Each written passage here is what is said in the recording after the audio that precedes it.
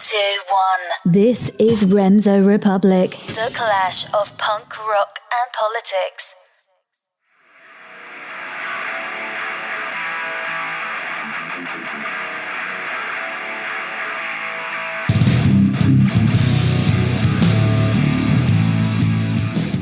Ladies and gentlemen, welcome once again to the one, the only Remso Republic podcast. I'm your host, as always, Remso W. Martinez. Follow me on Twitter at Remso101. That's REMSO 101. Welcome back. In case you're a new listener, we have one job here, and it's one job we're trying to be really good at, especially for Season 3. And for all our older listeners, it's just repetition, but just hang on with me and we'll get to the fun part. Over here at the Remso Republic, broadcasting to you from the Self-Defense Radio Network, Auto Radio, and our other fabulous networks and platforms. We are trying to make freedom fun again, trying to get the ideas of open minds, free markets, individual liberty out there to the rest of the country. And I'm broadcasting you coast from the one and only Commonwealth of Virginia. Welcome, welcome, welcome. Folks, this has been a fabulous season so far. We've had some phenomenal guests, and we've been trying to move away from just discussing the regular rigmarole of what's going on in current events, what's going on in politics. You can get that anywhere else. You come here because you want to have a good time and you want to talk about actual issues. But, you can't just talk about, all the fun stuff all the time. Sometimes you've got to actually, refocus on what's important, refocus on where to put your efforts. As I always say, you have to invest. You have to put time, and you've got to invest a lot more blood, sweat, and tears into the world you want to create. Creating the world you want to create is always difficult. I mean, if it was easy, anyone could do it. Who knows how the landscape of our government and our culture would look if everyone just got involved. But there is a way you can get involved. I know I'm kind of segueing into it right now, aren't I? It's an organization that, if you're a libertarian, you most likely have heard of it. They work across party lines, they're nonpartisan, and they've been trying to do one thing really, really well. They've been trying to create a united United States of America.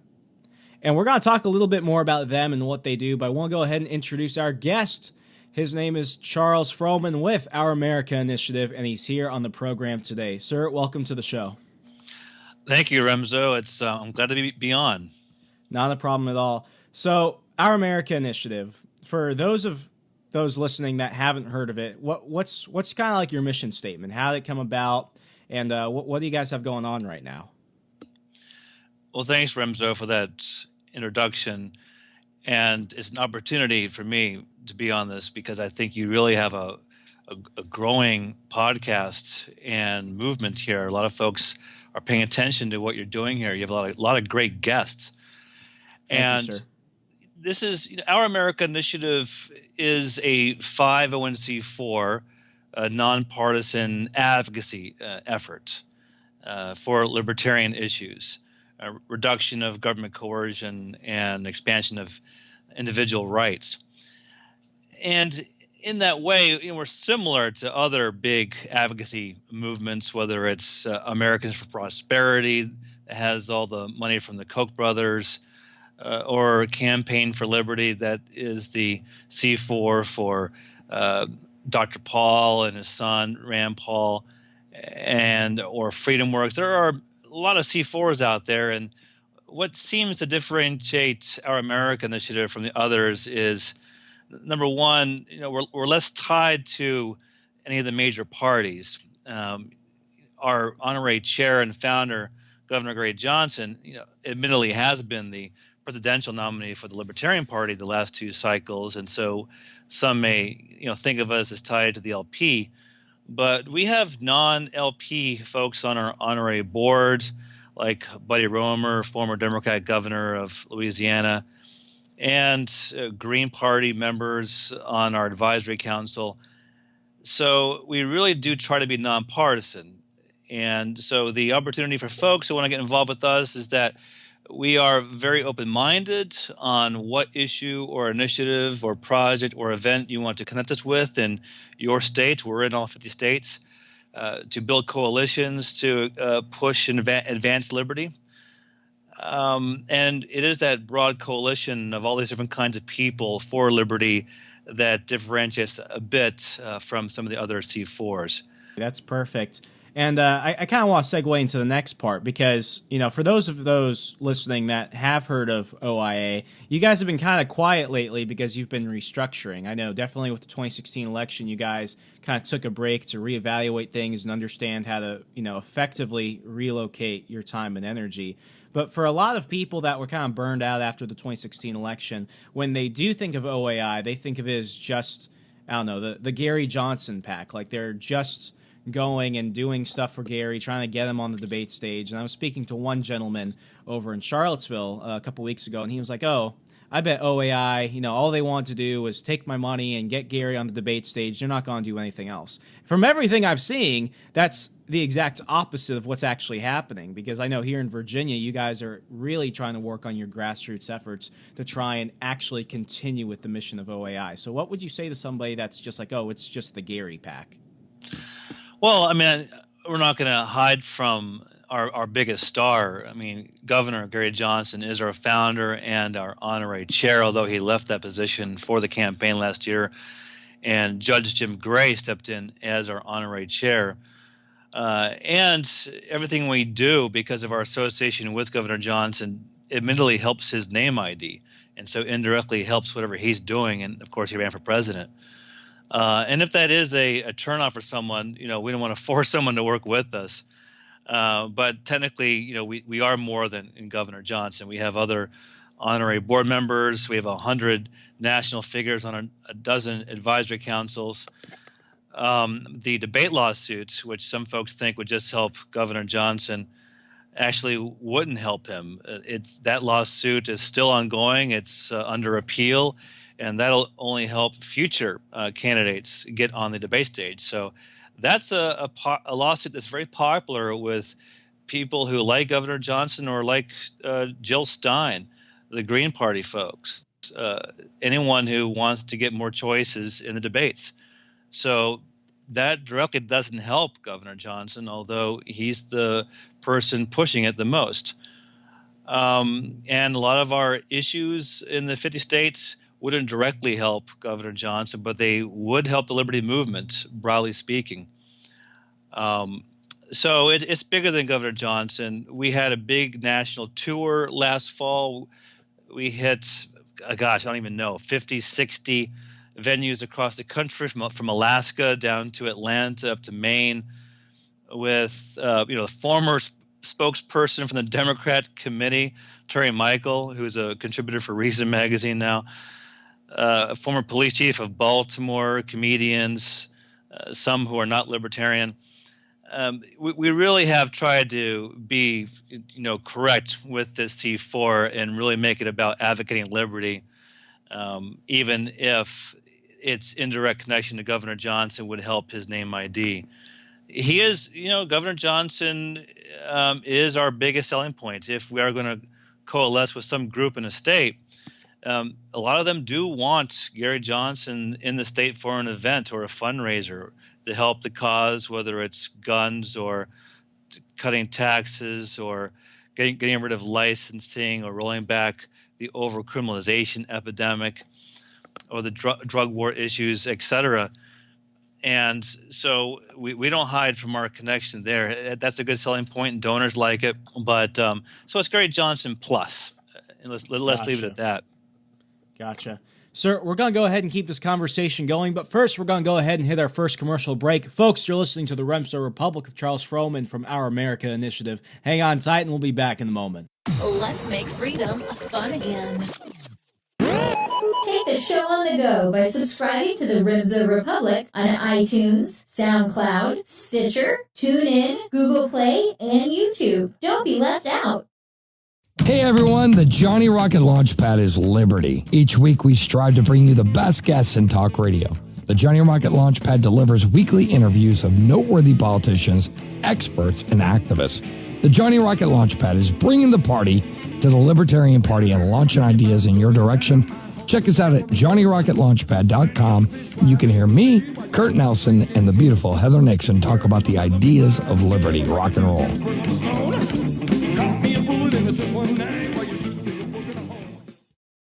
make sure to visit libertarianwingmedia.com, where you can find articles written by libertarians all over the world on all of today's issues.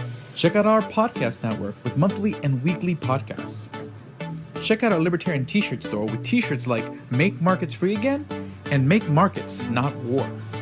And you too can become an author at Libertarian Wing Media and write what you want when you want. Just email alexmerced@alexmerced.com. Thank you very much.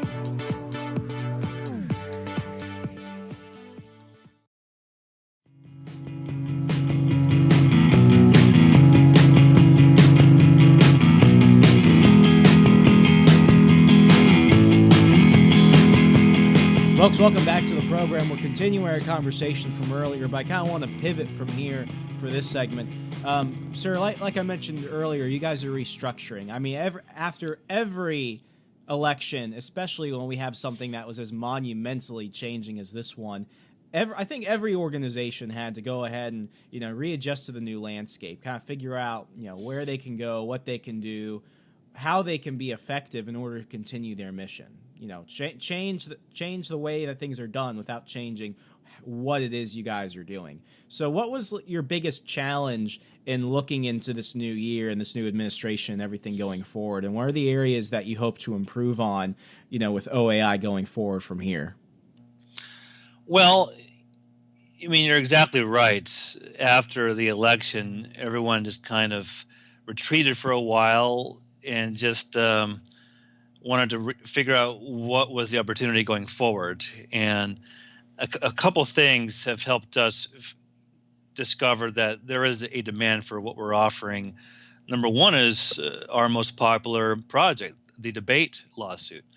It was dismissed last August, and the appeal just was heard with oral arguments. And Bruce Fine, our attorney, Bruce Fine may be a name some of your audience knows from Watergate, Iran-Contra, the Fairness Doctrine at the Federal Communications Commission, which birthed the talk radio industry. He said he was cautiously optimistic about the oral arguments last month, and there was a big story in Reason magazine about that. So that alone gives reason for us to reconstitute and start raising money, because the appeal will take several hundreds of thousands of dollars to prosecute. It'll probably be reheard. Could be next year. So, Bruce did call this the biggest case of his life, because if you do break open the duopoly's control of the debates, that changes everything. I mean, let's be honest. Governor Gary Johnson's exclusion from the debates last fall killed his campaign. That was absolutely ridiculous. I mean, he was on the ballot in all 50 states. People who I didn't even think paid attention to third-party politics had heard of him. I mean, the reasons that they gave, you need to meet this percent, but we're going to randomly choose the polling data in which we're going to go ahead and figure out whether or not you're in there. And then he barely gets on. I mean, that was probably one of the biggest, most open slaps in the face of millions of Americans across the country that I've seen in terms of political history in years. Yeah, and it's been going on for a lot of years, and it's just human self-interest. If you have a duopoly or an oligopoly, and this gets to the other issues, every market is oligopolized, cartelized. Everyone knows that. Same with politics. So if they can get away with excluding competition, why wouldn't they? And they are doing that, and potentially our lawsuit could stop that. So a lot of people, libertarians and non-libertarians both, like that project. So that gives us reason to continue. But also Trump. A lot of libertarians didn't like Trump. Personality-wise, I'm a big tent guy, so I can work with anyone. I have friends that work for Trump. I've been a lobbyist for a long time in D.C., and so if he's going to try to cut regulations or free up healthcare, education, finance, etc., I'll work with them. I'll work with anyone. I'll cheer him on. But on the interventionism overseas and domestically, whether it's over criminalization, privacy, etc., that gives libertarians an obvious opening to get busy. There are other C4s to do that through, whether it's Campaign for Liberty with the Rand Pauls of the world, or Americans for Prosperity that has the Koch money. or Freedom Works, we're not the only game in town, but with Our America Initiative, it's just a broader coalition, I think. It's not tied to the right wing or the left wing.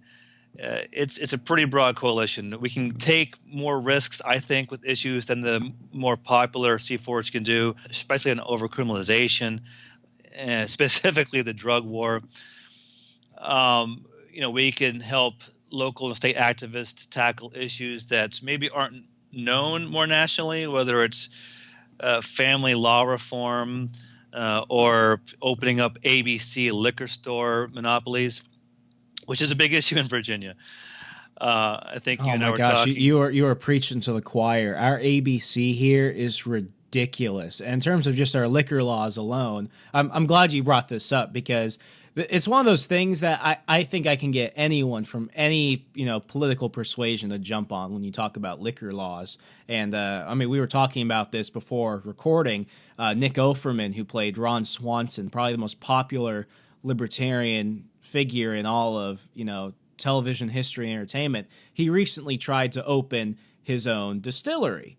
And while he's a flaming progressive in real life, he's gone and actively campaigned with progressive candidates. He's very anti-Second Amendment. He's recently declared a war against the bureaucracy, saying, you're telling me that with all the paperwork, with all the fines, with all the investigations I have to do, it's going to take me 23 years. Let me say that again, folks. 23 years before he can actually sell one bottle. That's incredible. And I have a family friend here in Williamsburg, Virginia, where I am, who just opened up a distillery of sorts where he's remaking colonial recipes for liquor. Nice. Old whiskey. Yeah. I got really drive over to Williamsburg.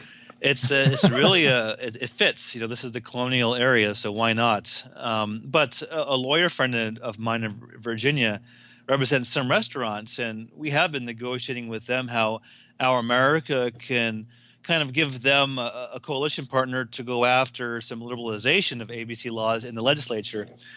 And your own brother Ryan, I know, has been active in lobbying and activism, and that's the kind of thing we also offer that other C4s don't really offer. It's custom-made lobby days. You go through the bills of the legislature, and whether it's liquor or other regulatory hassles, you can sort of find bills that fit under a few categories. Which bills cut confiscatory taxation? We work with the fair taxers in Georgia, for example, to abolish the state income tax, which is something we'll have to probably do in Virginia because Tennessee already has. Please, for the love of God, please. Yeah. And the Koch folks are doing a great job going after licensing. I mean, anyone involved with advocacy after a certain while realizes that licensing really gets bad. And so we'll work with anyone to go after licensing. There are lots of reg reform bills in the legislature here in Virginia to advocate. Overcriminalization, whether it's working with the ACLU or Normal or other groups to roll back. Maybe you've heard of the statistic, not a day goes by where someone doesn't accidentally violate some felony. Oh, like 5 felonies a day or something like that. Yeah. That's a great statistic that shows you that this is an across-the-board issue that everyone can get involved with. It's just out of control. The police state has no place for liberty activism. So that's the kind of thing that we can really help local activists do is custom make lobby days. It's great skill building for any activist. Campaigning just isn't all there is. It's when you go before a politician and push a few issues where you kind of learn where that red line is between liberty and statism.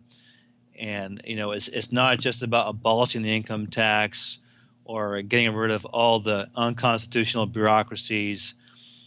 Sometimes you have to accept a small baby step towards liberty before you can have a more comprehensive reform.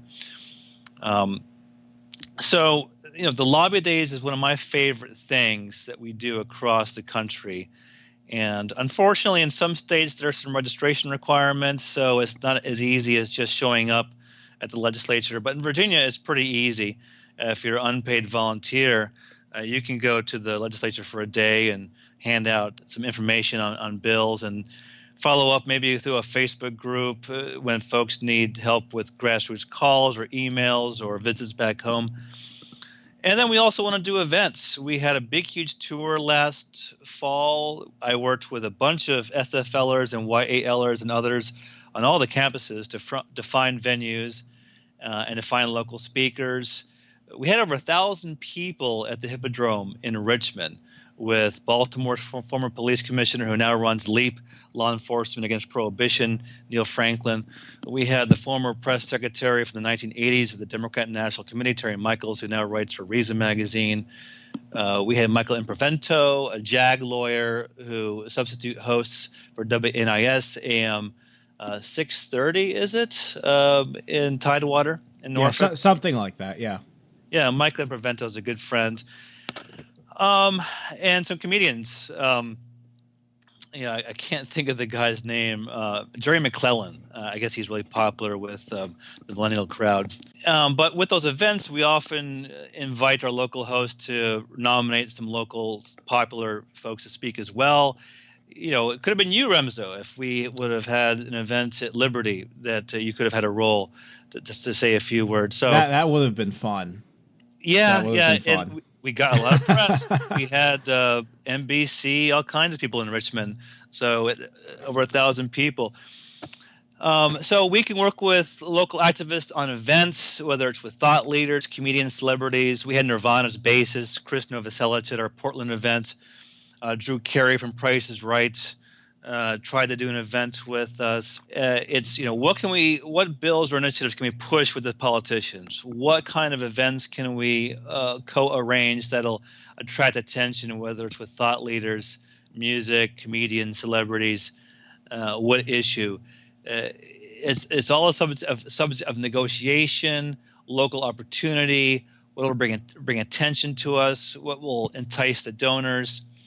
So that's sort of what we offer. It's very flexible, liberty-oriented opportunism. The lawsuit still is there. That brings a lot of attention and donations and media attention. So, yeah, it's Governor Gary Johnson, but it's a lot more, and it's a lot of local flavor to it. Definitely. So, sir, we're going to go ahead and hit our final commercial break, and then we'll go ahead and start to wrap up the show. Folks, hang on tight. The conversation continues right back after this. Hey, it's Jen Gray with the Leading Liberty Podcast, and you're listening to Remso Republic. Visit remsorepublic.com for all available content.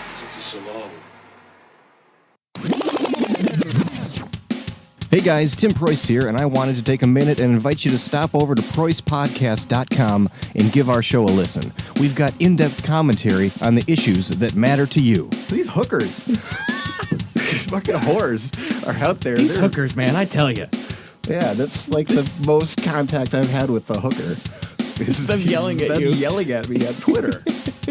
We break down the most pressing issues of our time. This large lady with like tight clothing on. Not appropriately linked to tight clothing either. And we get the most intelligent analysis from friends of ours like Jeffrey Tucker. You pulled over engine trouble, and what happened? What happened? I don't know. Oh, God. Seriously, though, we love putting on a show that both entertains and educates. We're growing, and we'd be thrilled if you joined us. Check out PreussPodcast.com for more. That's PREUSS podcast.com.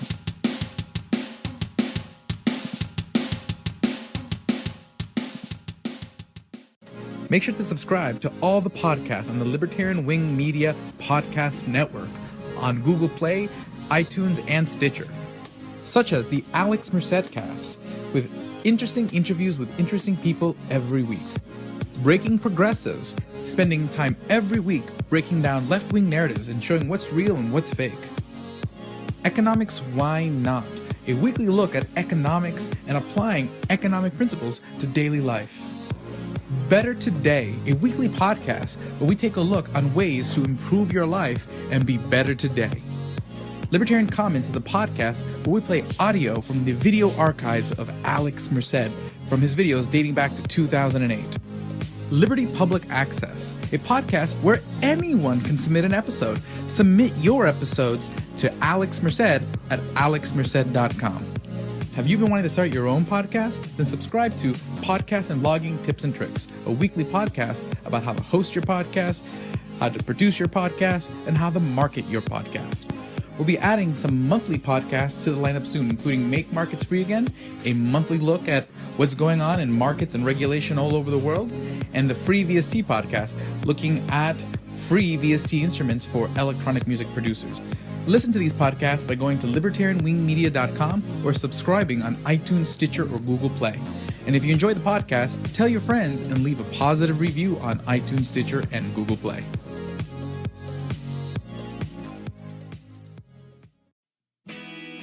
Are you looking for a podcast that represents life, liberty, and free movement of ideas? Well, look no further. The Classical Liberal Podcast is here for free speech and the latest in American politics. Come tune in for liberty with Alex Shaw at theclassicalliberal.weebly.com. That's classicalliberal.weebly.com.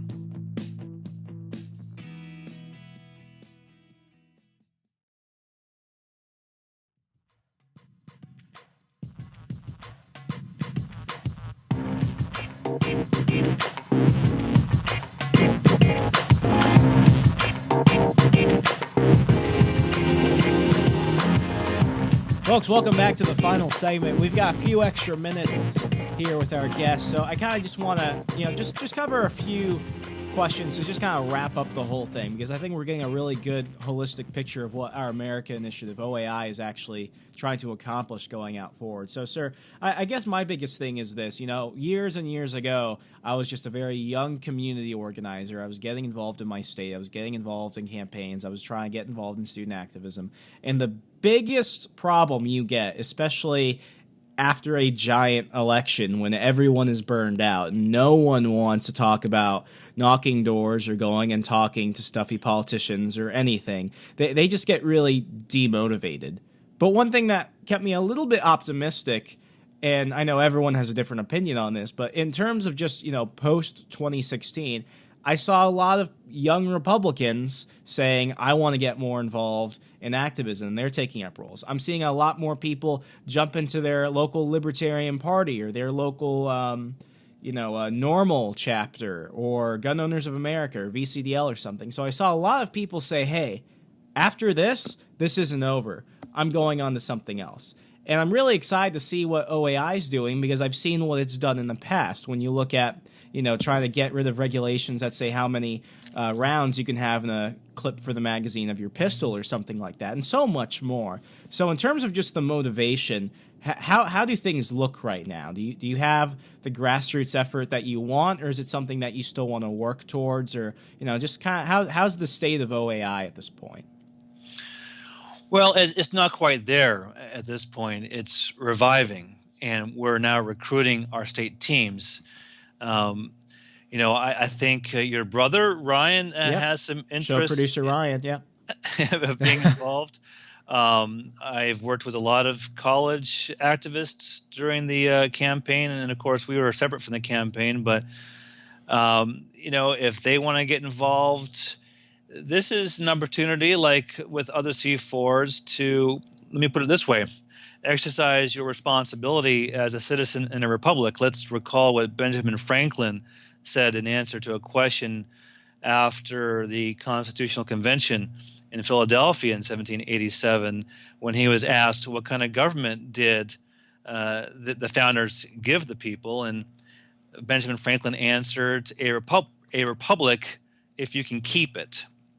And so the burden that comes with a limited democracy that a republic is activism, to keep that democracy limited. So we can't just Facebook or complain or just go back to our income-producing work and expect the republic to last.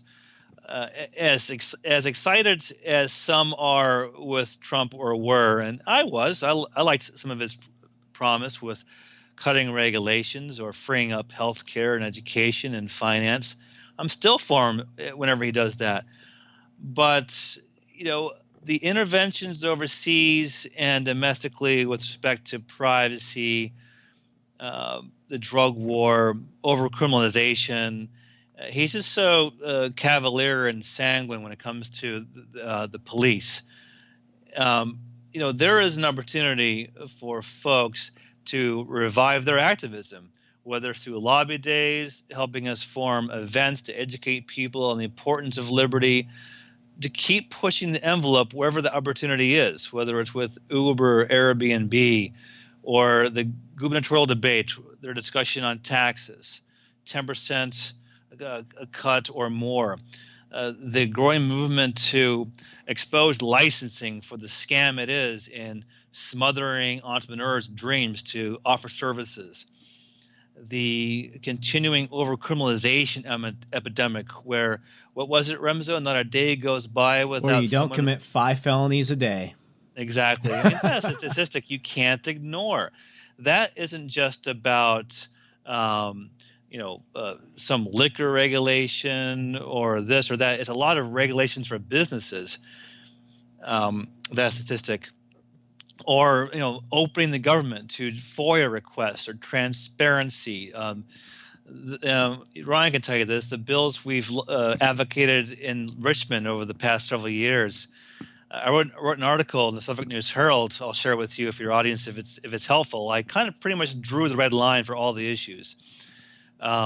They passed a bill allowing FOIA requests for any public meeting, but they didn't pass a bill guaranteeing citizens the right to testify or attend all public meetings. That's an obscure issue, but it's important. You need to find that line. They passed a bill exposing any Airbnb house owner's desire to rent a room or their house for some tourists to registration and potential taxation. That's the red line for the sharing economy, for folks who want to make some money on their property.